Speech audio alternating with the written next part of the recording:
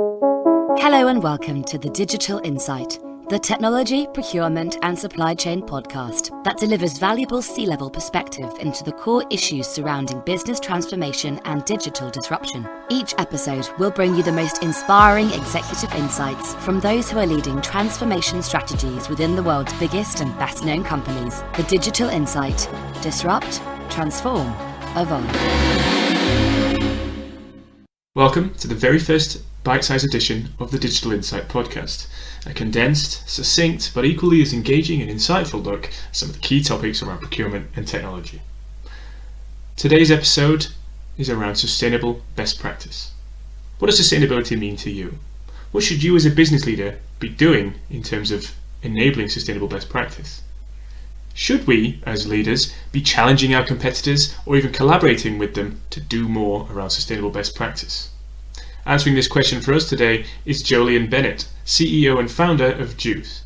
Juice is a manufacturer of mobile phone accessories, such as charging cables and phone cases, and it's the first company to remove single-use plastics from all of its packaging in the UK. So Jolyon, what does sustainable best practice and being green mean to you as a business leader?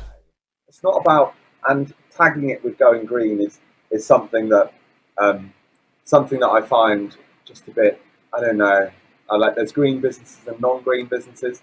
No, there should just be considerate and inconsiderate businesses. There should be businesses that are old-fashioned and stupid, and businesses that are modern, progressive and sensible. The power in this modern society lies with business leaders, and it is going to be business leaders that turn the tide on climate change. And as a leader in my business and in my industry, I take that responsibility really, really seriously. And I don't get all gushy and emotional saying, well, I'm doing it for my daughters and I'm just doing it because it's the right thing to do.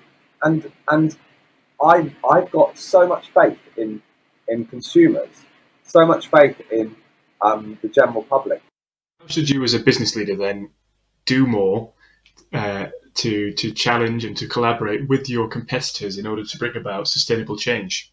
I take a little bit of a naughty approach to this. I try and shame them into doing something. And so I make frequent statements out there saying, I will go and help my competitors. I'll give them access to my supply chain. I'll help them remove single-use plastic from all of their products. I'll help them do all of this. And because actually it doesn't really matter who's got the biggest market share. It doesn't really matter who's collecting the most money. It matters about limiting the impact on our planet and our environment.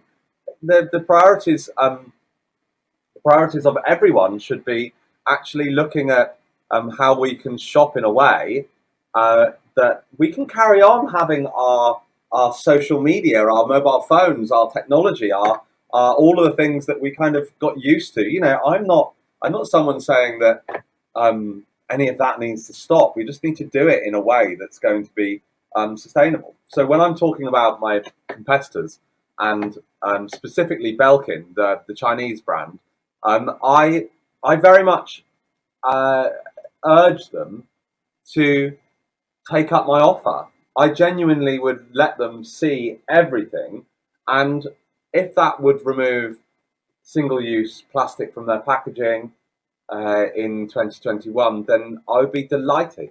And you know, it's about priorities, really, isn't it?